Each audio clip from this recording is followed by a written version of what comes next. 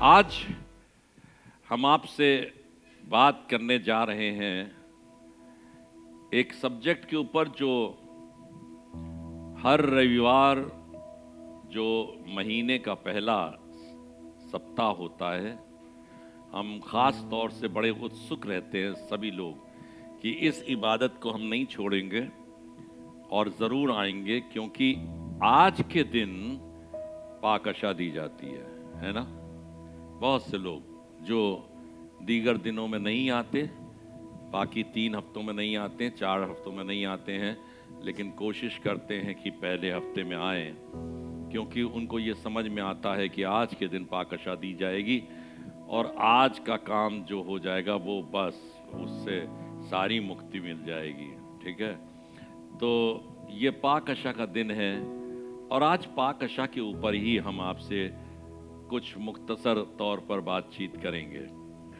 ये गुस्ताखी है या शाबाशी है, ये आपके ऊपर निर्भर है, क्योंकि पाकशा का लेना एक बहुत इम्पॉर्टेंट और एक बहुत खास दर्जा है जो हम लेते हैं। इसलिए खुदा ने अपने कलाम के अंदर इसकी बाबत जो शिक्षा दी है कि हम इसे समझें, ज़रूर समझें, गौर करें कि क्या ठीक है और क्या गलत है। ठीक है, इसकी जो शुरुआत 23वें पद में हुई है वो पौलुस रसूल के द्वारा लिखी गई पत्री है। पौलुस प्रेरित ने ये पत्री लिखी, उसके 11वें अध्याय के अंदर उसके 23वें पद में, उससे पहले भी इसी की बाबत चर्चा की गई और उसके बाद भी जो 28वें पद तक है उसमें भी चर्चा इसी के ताल्लुक से है, लेकिन हम 23वें पद से 28वें पद तक इस पर गौर करेंगे। यहां पे लिखा हुआ है 23वें पद में, क्योंकि ये बात मुझे प्रभु से पहुंची। क्या लिखा है? क्योंकि ये बात मुझे प्रभु से पहुंची। पौलुस क्या कह रहा है? पौलुस इस बात को शिक्षा के बतौर हम लोगों से, कलीसिया के लोगों से, जो पाकशा को, ये होली कम्युनियन को लेने के लिए भिन्न भिन्न विचार अपने जहन के अंदर रखते हैं, उसके लिए खुदा को खुद, परमेश्वर प्रभु को खुद इंटरवीन करना पड़ा। क्या करना पड़ा? उसमें दखल देना पड़ा, क्योंकि आप इसे समझ नहीं पा रहे हैं। तो ये जो मुकाशफा है, ये जो प्रकाशन है, ये प्रभु का प्रकाशन है जो पौलुस के ऊपर जाहिर किया गया। क्या समझ में आया? जो कुछ बाद में लिखा हुआ है ये प्रभु का प्रकाशन है, परमेश्वर का प्रकाशन है जो पौलुस पर जाहिर किया गया, प्रकट किया गया। जैसे प्रकाशित वाक्य की पुस्तक जब हम पढ़ते हैं तो एक ऐसा प्रकाशन जो प्रभु का प्रकाशन है वो यूहन्ना आरिफ के ऊपर, उस टापू में जहां वो कैद था वहां पर उसे प्रदर्शित किया गया, उसको बताया गया।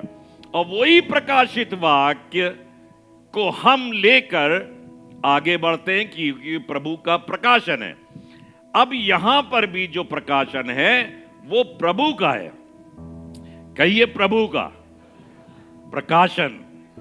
ये मनुष्य का नहीं है, पौलुस का नहीं है, किसी मामूली शख्स का नहीं है, ये प्रभु का प्रकाशन। लिखा है क्योंकि ये बात मुझे प्रभु से पहुंची। मैं जूम पर शामिल लोगों को और सबको इस बात की शिक्षा देना चाहता हूं, और जो इसके बाद इस वीडियो को जब अगले हफ्ते ये रिलीज किया जाएगा तो उनको भी ये बताना चाहता हूं, सुने इस बात को, गौर तलब रखें कि खुदा क्या कह रहा है, पौलुस के मार्फत से हमसे बातचीत कर रहा है। क्योंकि ये बात मुझे प्रभु से पहुंची और मैंने तुम्हें भी। अब वो प्रकाशन जो पौलुस को मिला, उस प्रकाशन को उसकी जिम्मेदारी थी कि लोगों को बताए, कलीसिया को बताए, लोगों को बताए कि प्रभु क्या कह रहा है। आगे लिखा है कि प्रभु यीशु ने जिस रात वो पकड़वाया गया, प्रभु यीशु ने जिस रात वो पकड़वाया गया, ये प्रकाशन अगर मत्ती की पुस्तक के अंदर पढ़ेंगे तब आपको पता चलेगा किस तरीके से उसने अपने चेलों से कहा कि मुझे तुम्हारे साथ बड़ी लालसा थी कि मैं इस आखिरी भोज को तुम्हारे साथ करूं। उसको बड़ी लालसा थी, बड़ी तबीयत थी, वो चाहता था कि मैं इस भोज को करूं। लिखा हुआ है रोमियो की पत्री उसके 8 अध्याय के 32वें पद के अंदर, ये जो भोज है, जिस भोज की परमेश्वर प्रभु यीशु मसीह ने चर्चा करी और आज प्रकाशन के रूप में वहां तो बताया गया, चेलों को बताया गया, लेकिन ये बात शायद चेलों को भी नहीं समझ में आई। उसके 12 चेले थे, वो भी नहीं समझ पाए क्या बात है यार। लेकिन उसके बाद जब पौलुस ने सेविकाई प्रारंभ करी तो इस बात को एम्फेटिकली उसने कहा कि कहीं तुमसे कोई गलती ना हो जाए, तुम इस बात को या तो करो नहीं, और करो तो बेतरतीब करो, बिना सोचे करो, बिना समझे करो, क्योंकि ये एक इंपॉर्टेंट काम है जो परमेश्वर ने हमको और आपको करने के लिए दिया है। क्योंकि ये बात मुझे प्रभु से पहुंची और मैंने तुम्हें भी पहुंचा दी, फारिग हो गया कि प्रभु यीशु ने जिस रात पकड़वाया गया, रोमियो की पत्री 8 अध्याय उसके 32 पद में लिखा है, ये पकड़वाया गया, जिस रात वो पकड़वाया गया, मतलब कौन पकड़वाया गया? यीशु मसीह। यीशु मसीह कौन है? परमेश्वर है, खुद परमेश्वर का पुत्र है, फिर परमेश्वर का खुद रूप है। उसको कौन पकड़ सकता है? उसको कौन अपने शिकंजे में रख सकता है? कौन अपने कब्जे में रख सकता है? कोई उसे अपने कब्जे में नहीं रख सकता। लेकिन परमेश्वर को यह भाया कि वो अपने इकलौते पुत्र अर्थात प्रभु यीशु मसीह को पकड़वा दे, क्योंकि वो हमसे प्यार करता, हमारी बर्बादी से वो प्रसन्न नहीं होता। वो ये चाहता है किसी तरीके से हम उद्धार पालें, किसी तरीके से हम नजात पालें, किसी तरीके से हम जहन्नम के वारिस होने से बच जाएं। तो परमेश्वर ने एक योजना बनाई। देखिए, एक बात तो है, लिखा हुआ जो कोई उस पर विश्वास करेगा वो उद्धार पाएगा। लेकिन सिर्फ विश्वास करना और उसके अलावा एक बहुत इंपॉर्टेंट पहलू होता है उसकी आज्ञा का पालन करना। अनाज्ञाकारिता, डिसोबीडियंस परमेश्वर को प्रसन्न नहीं कर सकता। उस पर विश्वास एक चीज है, लेकिन जब कोई बात परमेश्वर कहता है करने के लिए तो वो ओबीडियंस कहलाती है। हम अपने पापा पर विश्वास करते हैं, ये हमारे पापा हैं, इनसे हम पैदा हुए हैं, कोई बात इसको मना नहीं कर सकती, दुनिया जानती है, सब जगह लिख दिया गया ये हमारे पापा हैं, ठीक है। तो ये तो हमारा विश्वास है। किसने बताया? उन्हीं ने बताया था तुम्हारे पापा ये हैं। लेकिन उसके बाद अनाज्ञाकारिता, पापा अगर कुछ कह रहे हैं तो नहीं सुनना, ये बात पापा को अच्छी नहीं लगेगी, ये बात परमेश्वर को भाएगी नहीं कि परमेश्वर जो चाहता है उसकी आज्ञा का पालन हम ना करें। तो पौलुस के मार्फत से परमेश्वर ने कहा, यह बात मुझे प्रभु से पहुंची है। मेरे जिस्मानी मां बाप ने नहीं बताई, चेलों ने नहीं बताई, 12 चेलों के द्वारा मुझे नहीं पता चली। I have been revealed, I have got revelation from high. उसने ऊपर से परमेश्वर के पास से एक मुकाशफा हासिल किया। और फिर वो कहता है, जिसने अपने निज पुत्र को भी ना रख छोड़ा, परंतु उसे हम सब के लिए दे दिया। हम लोग के लिए उसने दे दिया। और वही बात हम पाकशा के दिन इस बात को याद रखते हैं कि हमारे परमेश्वर ने अपने निज पुत्र को दिया है।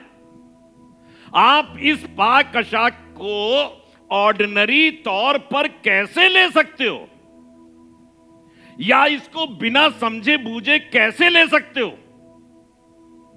परमेश्वर की ये भयंकर प्यार को आपको दिखाता है। खतरनाक चीज है ये। प्यार है, लेकिन एक गरिमा है इसकी पाकशा की, एक औधा है, एक क्या कहें, इसकी अवहेलना करना और इसको नाजायज तौर पर लेना हमारे लिए खतरनाक। अवहेलना करना मतलब नहीं लेना, और नाजायज तौर पर लेना, जायज तौर पर ना लेना खतरनाक हो सकता है। क्योंकि परमेश्वर ने इस काम को करने के लिए अपने इकलौते बेटे को दुनिया में आकर कुर्बान कर दिया। पहला कुरिन्थियों 11वां अध्याय 24वां पद, और यहां लिखा है, और धन्यवाद करके उसे तोड़ी। 23वें पद में क्या लिखा था कि प्रभु यीशु ने जिस रात वो पकड़वाया गया रोटी ली और धन्यवाद करके उसे, क्या मतलब है ये?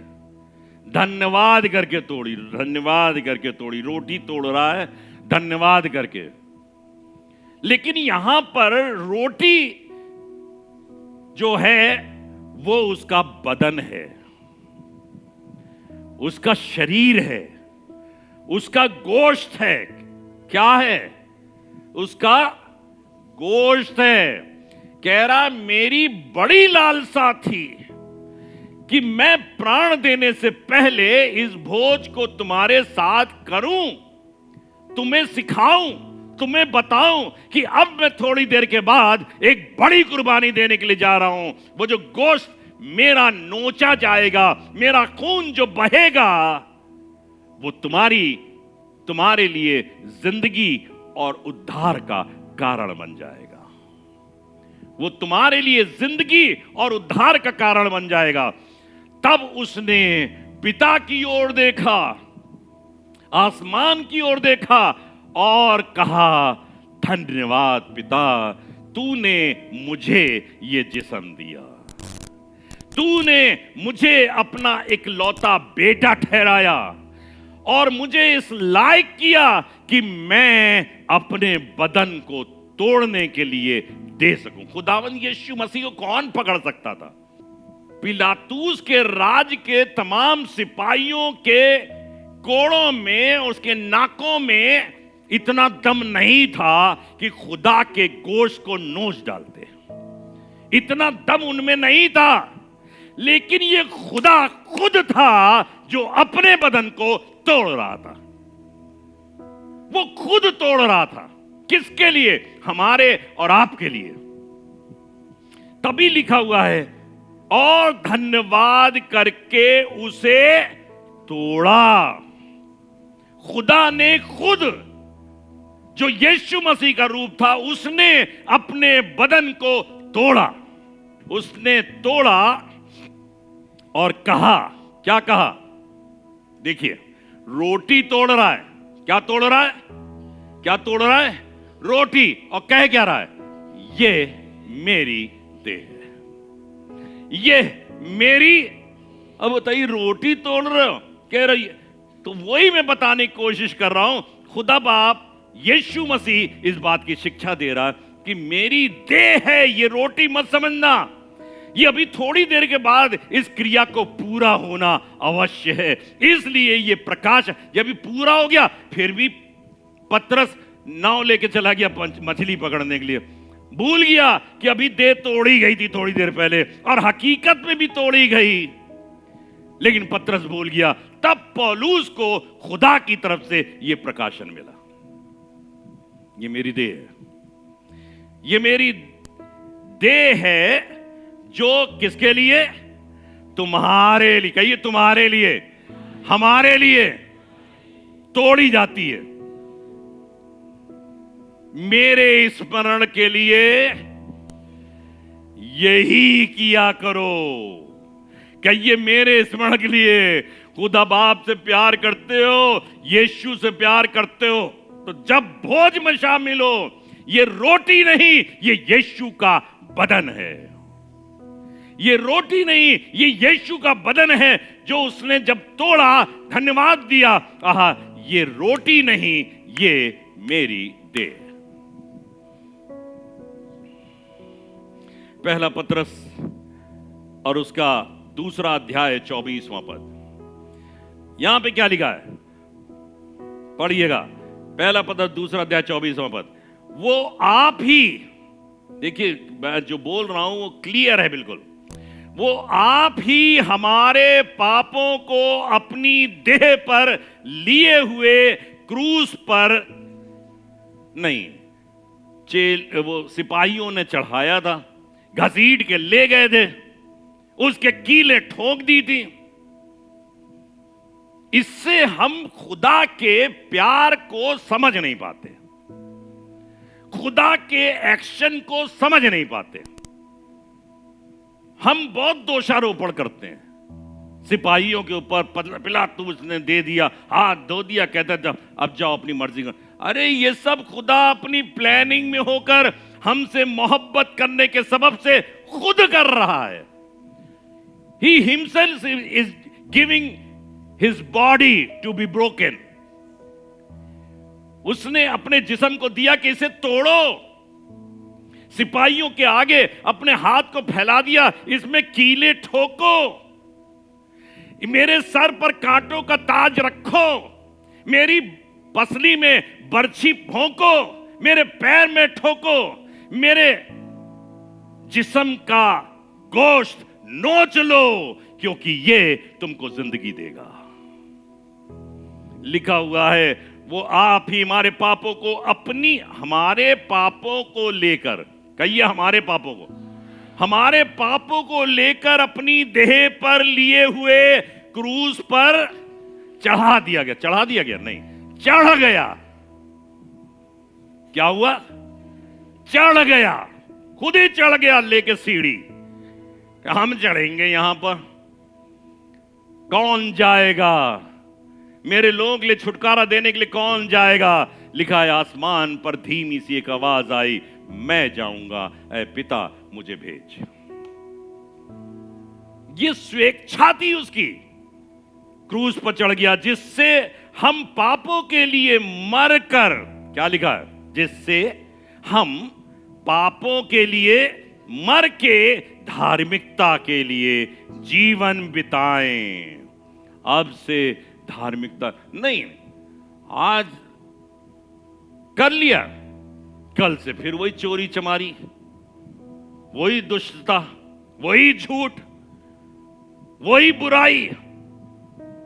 अब से पापों के लिए छूट कर धार्मिकता के लिए क्या करें? जीवन बिताएं। उसके मार खाने से तुम चंगे हो। क्या लिखा है? उसके मार खाने। कितनी चिंता करता है। गोश्त दिया है हमारे छुटकारे के लिए, और मार खाई हमारी चंगाई के लिए।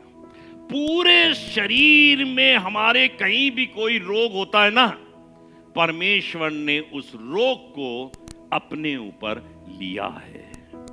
सर से लेकर पैर तक सब कुछ तुड़वा दिया उसने, अपना सब कुछ नचवा दिया, एक एक अंग, एक एक कतरा दे दिया उसने। लिखा हुआ है उसी के मार खाने से तुम चंगे होते हो। हाँ, चंगे हो गए, आके गवाही ऑर्डिनरी रूप में दे दी, हमने दुआ करी थी और ऐसा हो गया। अरे उसने मार खाई, उसके लिए कितना हमको उसका शुक्रगुजार होना चाहिए। एक और पॉइंट है जो मैं आपके साथ शेयर करना चाहता हूं कि ये जो फसह का पर्व है, जो ये आखिरी भोज है, ये ना खत्म होने वाली चीज है। क्या है? ना खत्म होने वाली चीज। आप कहोगे क्या कह रहे हैं पादी साहब आप? ये आज भी है, कल भी है और बाद में भी रहेगी। जब परमेश्वर अपने राज में आ जाएगा तब रहेगी, तब रहेगी नहीं, जब वो अपने राज में आ जाएगा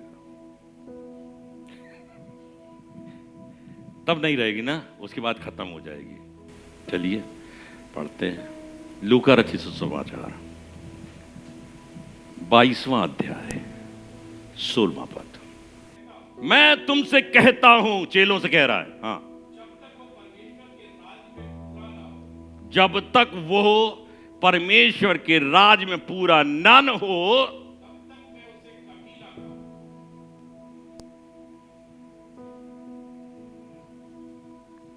क्या लिखा है? इसका कंप्लीशन बाकी है अभी। यीशु मसीह खाने के लिए उत्सुक है। एक बार फिर खाऊंगा मैं। कब खाएगा? अपने राज्य में। जब वो राज्य स्थापित करने आएगा ना, तब भी खाएगा। जब उसने मिस्र देश में लोगों से कुर्बानियां गुजरवाई, तो उसने मूसा को यह आज्ञा दी कि जब तुम कनान मुल्क में पहुंच जाना, कनान मुल्क मतलब स्वर्गीय राज्य में पहुंच जाना, तो अपनों खुद करना और अपने नाती पोतों को सिखाना कि ये भी हमेशा उसे यादगारी के तौर पर कि मैंने तुमने एक फसह मनाई थी, एक कुर्बानी दी थी, जिसकी सबब से तुम छूट कर अब कनान में आए हो, ये किया करना।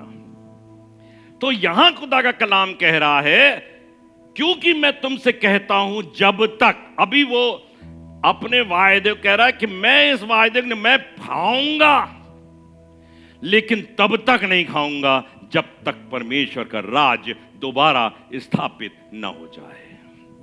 अब बता रहा हूं, ये प्रण उसका है। खुदावन यीशु मसीह ने अपने चेलों के साथ लिया और उसने कहा मैं दोबारा नहीं खाऊंगा जब तक ये बात परमेश्वर के राज में पूरी।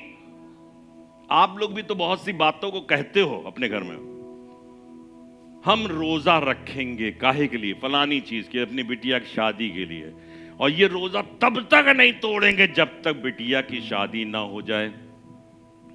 यही तो कहते हैं। इसका मतलब तोड़ेंगे, लेकिन एक दिन आएगा जब हम इसे तोड़ेंगे। लिखा हुआ है वैसे ही, क्योंकि मैं तुमसे कहता हूं जब तक वो परमेश्वर के राज में पूरा ना हो जाए तब तक मैं उसे कभी ना खाऊंगा। अच्छा, अभी हो सकता थोड़ा कंफ्यूजन रह गया हो कि कैसी वाली बात बता दी। लूका 22 अध्याय निकालिए, उसके 30वें पद को पढ़िए। ये देखिए 30वें पद में क्या लिखा, वैसे ही मैं भी तुम्हारे लिए ठहराता हूं, वैसे ही मैं भी तुम्हारे लिए ठहराता हूं, ताकि तुम मेरे राज्य में मेरी मेज पर खाओ पियो। हैं? किस राज की बात कर रहे हैं? यहां की। हम तो राज यहां भी करेंगे और यहां कर रहे हैं। इस राज की बात नहीं कर रहा वो। राज की बात क्या कर रहा? बिल्कुल क्लियर है, बिल्कुल क्लियर कॉन्सेप्ट है। ताकि तुम मेरे राज में मेरी मेज पर खाओ पियो, वरन सिंहासनों पर बैठकर इज़राइल के 12 गोत्रों का न्याय करो। यहां की बात नहीं है, 12 गोत्रों का न्याय वहां पे है। इज़राइल के गोत्रों का क्या करो, 12 गोत्रों का। अब देखिए, अब उसकी मेज देखो कितनी बड़ी है। अगर सबको खिलाने लगे अपनी मेज पे, समझ लीजिए कितना प्यार करता है। बना दो एक बहुत बड़ी, कारपेंटर से कहा, फरिश्तों से कहा, बनाओ एक लंबी चौड़ी मेज, हजारों लाखों लोग बैठ के आज मेरे साथ खाएंगे। लोगों को अच्छा लगता है कि जिसने दावत दी है या जो मेन मुखिया आदमी है उसके साथ बैठ के खाएं।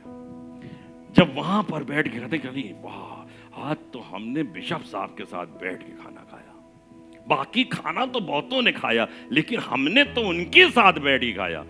तो खुदावंद यीशु मसीह हमको और आपको इतनी तरजीह दे रहा है कि बेटा, अभी तो तुम अकेले खा रहे हो, अभी तो तुम मुझे देख नहीं रहे हो, अभी तो पवित्र आत्मा तुम्हारे साथ है, लेकिन एक दिन आएगा जब तुम मेरे उसके राज में भी खाना पीना होगा। इससे तो इतना तो समझ में आ गया, खाए पिएंगे, वहां भी मिलेगा, चिंता ना करिए। वहां कोई भी भूखे नहीं मरेगा। तभी बाइबल में लिखा हुआ है वहां किसी बात की कमी नहीं होगी। वहां पे आप तरसोगे, सेब नहीं मिला, फलानी चीज है, जैसी कहोगे सेब नहीं मिला, सेब सामने आ गया, ये लो बेटा खाओ। केला नहीं मिला, ये लो केला, एक फरिश्ता लगा हुआ केला दे रहा, ये दे रहा, वो दे रहा। तो खुदा का कलाम कह रहा, वैसे ही तुम्हारे लिए ठहराता हूं कि तुम मेरे राज में मेरी मेज पर खाओ और पियो। क्या कहिए, खाओ और पियो। क्या खाओ? यीशु का गोश्त और उसका लहू। क्या खाओ? बिरयानी, उसका गोश्त और उसका लहू, उसके राज्य में। ये खत्म होने वाली चीज नहीं है। परमेश्वर ने कहा तुम्हारे वंशजों में ये बात ठहराई जाए, तुम्हारे नाती पोते इस रीत को कभी ना। और वो भूल गए, और इसकी सजा उनको मिली कि परमेश्वर कोई नहीं, वो तो हारून ने रास्ते में एक बछड़ा छड़ा बना डाला। देखो तुम्हारा परमेश्वर, तुम्हारा देवता जो तुमको मुल्क मिस्र से, अरे क्या अकल हो गई तुम्हारी। सब कुछ देखते आ रहे हैं ये इजरायली, और फिर बछड़े के आगे नमन कर रहे हैं, बैठा दिया। चौथा पॉइंट है मेरा, 1 कुरिन्थियों 11वां अध्याय 25वां पद। इस रीत से उसने बियारी के पीछे कटोरा लिया। इस रीत से, समझ रहे हैं आप क्या बोल रहा हूं? इस रीत से उसने बियारी के पीछे कटोरा लिया और कहा, ये कटोरा मेरे लहू में नई वाचा है। अभी तक तुम पुरानी वाचा से बंधे रहे, अभी तक वो वाचा जो मैंने होरेब पर्वत पर मूसा को दी थी, तुम उनसे बंधे हुए थे और तुम उसको पूरा नहीं कर पा रहे थे। इसलिए कई बार तुम अनाज्ञाकारिता के कारण तुम श्रापित हो रहे थे, तुम मारे जा रहे थे। इसलिए खुदा कहता है, अब से मैं तुम्हें एक नई वाचा देता हूं जो पुरानी वाचा के समान ना होगी। लिखा हुआ है, इस रीत से उसने बियारी के पीछे कटोरा भी लिया और कहा, ये कटोरा मेरे लहू में नई वाचा है। जब कभी पियो तो मेरे स्मरण के लिए, रोटी के लिए भी यही कहा था और लहू के लिए कह रहा, जब कभी पियो। लोगों ने रीतियां ठहराई, लोगों ने रीत ठहराई। कहीं खुदा के कलाम में नहीं लिखा हुआ है, आदेश नहीं है कि हर महीने के पहले संडे लेना बेटा, या दूसरे संडे लेना, या तीसरे या चौथे। वो कह रहा जब कभी तुम जमा हो। ये मैन मेड रूल्स हैं बहुत से जो हम आजकल फॉलो करते हैं। पहला संडे, दूसरा संडे, या हर संडे, जो भी, ये we are making the rules. परमेश्वर ने अपने वचन में एक जगह लिखा हुआ है कि तुम परमेश्वर की बनाई हुई रीतियों को मनुष्य की बनाई हुई रीतियों से आसानी से टाल देते हो। मनुष्यों ने एक रीत बनाई, तुमने कहा बस।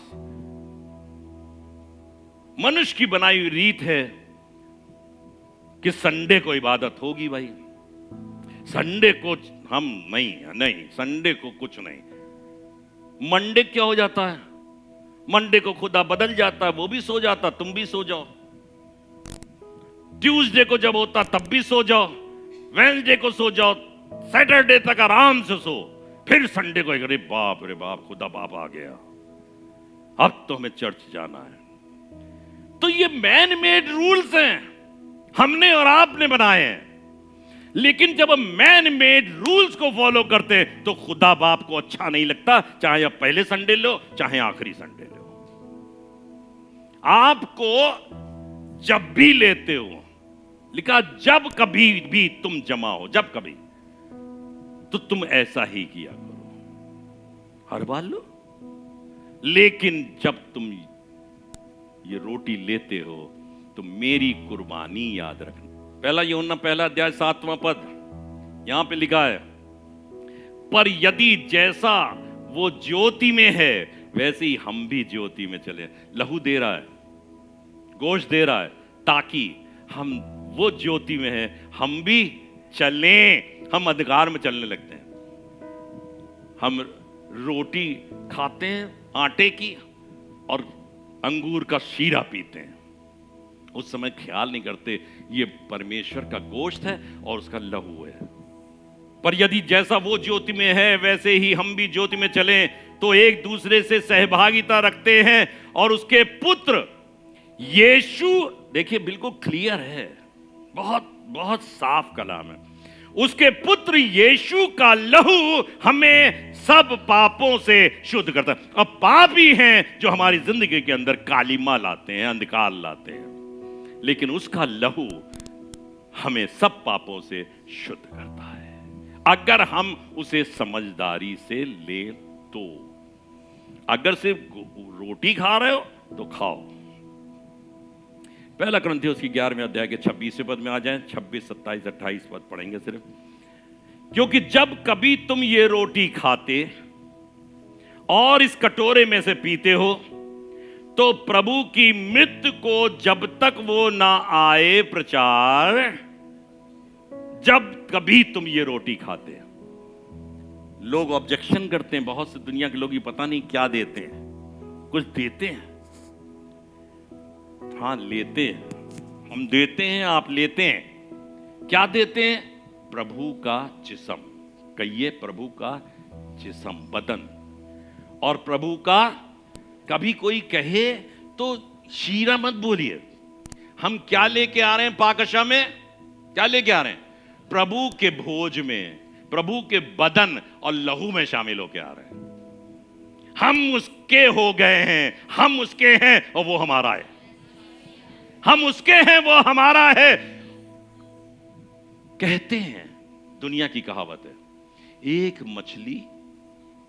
मछली सारे तालाब को गंदा। तो जब दुनियावी एक मछली सारे तालाब को गंदा कर दे, तालाब बहुत बड़ा होता है, सारे तालाब को, तो यीशु का लहू हमें सब पापों से शुद्ध क्यों ना करेगा? तो यीशु का लहू का एक कतरा भी हमारे संपूर्ण पापों को मिटाने में सामर्थ्यशाली है। 27वां पद। इसलिए अब बात गड़बड़ाई, इसलिए मैंने सब बातें बताई आपको। इसलिए जो कोई कहिए, जो कोई अनुचित रीत से प्रभु की रोटी खाए, जो मैंने तमाम बातें कही, उस बातों को विचार किए बगैर, उस समय जब ये बातें सुननी चाहिए थी, तब हम बाथरूम चले गए, तब हमने दूसरे काम की, बगल में किसी को समझाया, हमने विचार ही नहीं किया। लेकिन जब तक विचार किया, अरे सब लोग भगदड़ में भगे जा रहे हैं आगे खड़े होने के लिए, आओ हम भी भग चले उसी के अंदर। समझा कुछ नहीं कि ये खुदा का बदन है, ये परमेश्वर का लहू है, कुछ नहीं समझा, और आके भगदड़ में खड़े हो गए, धक्का का मारा दूसरे को, इधर हो उधर हो, हमको घुसने दो यार। तभी मैं कहता हूं, जब आप पाक अशाक ले आइए, अदब के साथ आइए, क्योंकि परमेश्वर के लहू में शामिल होने आ रहे हो, उसके गोश्त को खा, धक्का खाए मार रहे हो। तो तब आपने धक्का मार दिया तो बेटा नीचे ही गिरोगे आसमान से। एक को मारा था धक्का आज से बहुत समय पहले, वो आज तक पड़ा हुआ नीचे, लूसीफर। क्योंकि जो कोई अनुचित रीत से प्रभु की रोटी खाए और इस कटोरे में से पिए, वो प्रभु की देह और लहू का अपराधी ठहरेगा। खतरनाक बात बता रहा हूं ये वाली, वो उसकी देह और लहू का अपराधी। अपराधी क्या होता है भाई? क्रिमिनल, क्राइम करके आ रहा, मर्डर करके आ रहा है। मतलब यीशु ने जो कुर्बानी दी, तुमने उसकी कुर्बानी को अपने मर्डर से परिवर्तित कर दिया, तुमने मर्डर कर दिया उसका। वो कुर्बानी दे रहा है, वो बलिदान दे रहा है, वो त्याग दे रहा है, और तुम लिखा हुआ है, तुमने उसे परमेश्वर का मारा और कूटा और सताया हुआ समझा। हम समझ नहीं पाए उसकी कुर्बानी को, उसको समझे बारे परमेश्वर का बड़ा क्रोध भड़क गया, उसका बरमला तमाशा बनाया गया, उसकी सूरत बिगाड़ दी गई, यहां तक कि हम उसे पहचान नहीं सकते थे, उसकी बेहुर्मती की गई। क्रिमिनल मत बन जाइए, इससे मैं ये नहीं कह रहा हूं आप मत लीजिए, लेकिन जब लीजिए तो समझदारी के साथ लीजिए। पहला कुरिन्थियों 11वां अध्याय 18वां पद, ये बहुत बढ़िया पॉइंट बताने जा रहा हूं। और यहां पे लिखा हुआ है, क्योंकि पहले तो ये मैं सुनता हूं कि जब तुम कलीसिया में इकट्ठे होते हो, खाने और पीने के लिए जब तुम इकट्ठे होते हो, आज पाकशा का दिन है, पाकशा दी जाएगी, पादी साहब ने तैयार करके रखी। क्योंकि जब तुम खाने और पीने के लिए, क्या लिखा है पादी साहब? कलीसिया में। कहां पे? कलीसिया में। कहिए कलीसिया में। आप कहां बैठे हो? कलीसिया में। जब तुम कलीसिया में इकट्ठे होते हो तो पढ़िए जोर से, तो तुम में मिलेंगे नहीं। ये आ गई, बैठ गई आगे बगल में, ये उधर पीछे बैठी, वो उधर आगे बैठा, फलाना आ गया। इतना मूड खराब हो जाता जिस दिन ये हाथ उठा देता है। किसी के हाथ उठाने से हमें गुस्सा आ रही है, किसी के चलने फिरने से आ रही, किसी के कपड़े से नफरत हो रही, किसी का मकान बहुत अच्छा है, किसी की शादी हो गई तो हमको गुस्सा है, इसकी हुई मेरी क्यों नहीं हुई, इसकी नौकरी लगी मेरी क्यों नहीं लगी, इसकी अच्छी लगी मेरी बुरी लगी, इसकी सैलरी कितनी, इसका मकान कितना खूबसूरत, इसने टाइल इतनी खूबसूरत लगा ली, मेरी टाइल क्यों नहीं ऐसी अच्छी लगी। फूट होती है। देखिए, फूट का कोई मिजाज नहीं होता। फूट देखा है? फूट देखा है? देखा ना? कहां कहां से फूटता है वो? कहां कहां से फूटता है? कहीं से, कईयों से फूट गए। अच्छी खासी चमड़ी थी, फूट गए। ये कोड़ है। ये है क्या? कोड़ के लिए क्या कहा जाए? कहीं से भी फूटता वो कोड़, कहीं से भी फूटता है। तो जो तुम कलीसिया में जमा होते तो तुम में क्या होता है? कोड़ होता है, कोड़ी फूट हो जाती है। और मैं कुछ, तुम में फूट होती है और मैं कुछ कुछ प्रतीत भी। हमारी तरह का पादरी था कि ज्यादा बुरा न लग जाए, मैं तो महसूस तो कर रहा हूं गड़बड़ हो रहा है ना, फिर भी पॉलिश लगा के कहते हैं हम लोग, कई बार पॉलिश लगा देते हैं।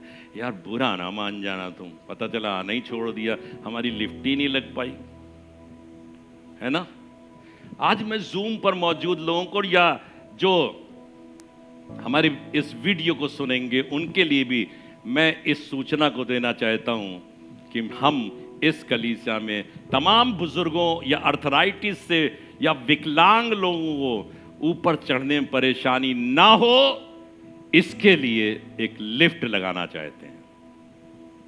और अगर आप मेरी आवाज को सुन रहे हैं तो ये लिफ्ट आप प्रायोजित भी कर सकते हैं। मात्र 50,000 रुपए देकर आप इसको प्रायोजित कर सकते हैं, ताकि यहां पर आने वालों को सहूलियत मिले और खुदा की खिदमत बढ़ती चली जाए और इस चर्च की शोभा में इजाफा हो सके। आप 50,000 रुपए दीजिए और इस सेवा में हमारे सहभागी बनिए। यहां लिखा है, क्योंकि पहले तो मैं ये सुनता हूं कि जब तुम कलीसिया में इकट्ठे होते हो तो तुम में फूट होती है और मैं कुछ कुछ ऐसा प्रतीत करता हूं। अब मैं थोड़ा समय दे दीजिएगा, 5 मिनट का, और इसी में खत्म कर दूंगा। मैंने 7 चीजें लिखी हैं, 5 मिनट में बोलूंगा। 7 चीजें लिखी हैं। हम इन 7 कारणों से अनवर्दी हो जाते हैं, लेने लायक नहीं ठहरते। क्या हम लें पाकशा को? हम सब बोल चुके हैं, दोबारा कंपाइल कर रहे हैं इसे, इसलिए ध्यान देके सुनिएगा। अगर हम इसमें शामिल होते हैं इसलिए क्योंकि हमारी कलीसिया का ये दस्तूर है, या हमारे माता पिता, हमारे दादा ने, बहुत से लोग कहते हैं पापा हमारे दादा ने ये सिखाया है, अगर इसलिए आप शामिल हो रहे हो तो ये आप अपराध कर रहे हो। आपको कोई ज्ञान नहीं है परमेश्वर की कुर्बानी का। आपके पापा ने बताया, आपके दादा ने बताया। आपके पापा बता देते कूट कूट के मारना, तो कूट कूट के मारते। आपके पापा ने बताया पाकशा ले लेना, आप पाकशा ले रहे हो, समझ तो रखते नहीं कुछ। तो अगर हम इसको एक ऐतिहासिक रूप में ले रहे हैं, क्योंकि इतिहास में 2025 साल से ऐसा होता आया है, तो हम अपराध कर रहे हैं। अगर हम पाकशा में शामिल होते हैं गफलत में, धोखे में, खुमारी में, या यूं कह दूं बहुत से लोग पाकशा में शामिल होते हैं, यहां पर आने के लिए पहले उठ के जाते हैं, मुंह का मसाला थोड़ा सा बाहर थूक के आए, वो जल्दी से मंजन करेंगे, आज यूं करेंगे। हम मंजन किया, मसाला ठोक दिया, अब चलो खुमारी में पियक्कड़ हो तुम शराब पीते हो, धोखा करते हो, चोरी करते, जिना करते, और आज के दिन आकर आ गए पाकशा लेंगे, इसमें आप अपराधी ठहरोगे। चोरी, चमारी, जिना, धोखा, झूठ, सब कुछ लगातार बोलते चले आ रहे हो, और आज हम पाकशा लेके शुद्ध हो गए, आप धोखे के शिकार हो। बहुत मार पड़ेगी ऊपर आसमान में, क्योंकि आपने खुदा के लहू की बेइज्जती की है। तीसरा पॉइंट है, अगर आप खुदा को आदर ना देकर, अगर आदर नहीं आपका परमेश्वर के प्रति, आपको काहे का जुनून था कि आज यहां आ गए पाकशा लेने के लिए, पाकशा लेके शुद्ध हो गए, पवित्र हो गए। हम सिखा रहे हैं बहुत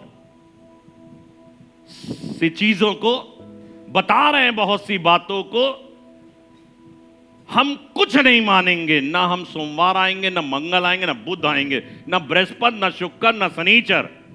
हमारे दिल के अंदर खुदा के प्रति कोई इज्जत नहीं है, लेकिन हम यहां पर आएंगे और पाकशा लेंगे। आप अपराधी ठहर रहे हो। जिन लोगों ने, हम तभी बहुत सी चीजों को बहुत हल्के तौर पर कहते हैं ताकि किसी को बुरा ना लगे, लेकिन यह खतरनाक बात है। हमारे पास खुदा के लिए टाइम है ही नहीं। 10 बजे की इबादत 11:30 बजे आएंगे हम। तो खुदा की तो इज्जत करो। किसकी इज्जत कर रहे हो? पादरी साहब की। किस बात का ख्याल है इस समय पाकशा होगी? हम इज्जत करते ही नहीं। 10 का टाइम और 10:30 बजे चले आ रहे हैं। खुदा की इज्जत करना हमारा परम कर्तव्य। आपको प्रेसिडेंट बुलाए और आप वहां पहुंचे देर से, आप बता रहा हूं, बाहर का दरबान भी आपको धक्के मार के बाहर निकाल देगा। जो टाइम था आप उस समय नहीं आए। आपकी सीट खाली है और वहां पर खाली की सीट आपके राजा के द्वारा देखी जा रही है कि वो खाली है।